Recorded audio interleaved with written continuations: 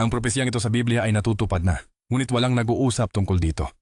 Matatagpuan ito sa Aklat ng Pahayag, Kabanata 9.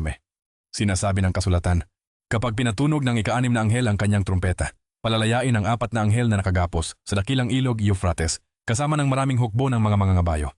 Itong mga mangangabayo, na may mga breastplate ng apoy, hyacinth at asupre, ay magdadala ng pagkawasak sa ikatlong bahagi ng sangkatauhan.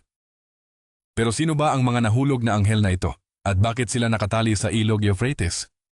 Ang ilog Euphrates ay naging mahalagang lokasyon sa kasaysayan ng Biblia at pinaniniwalaang ito ang lokasyon ng Hardin ng Eden.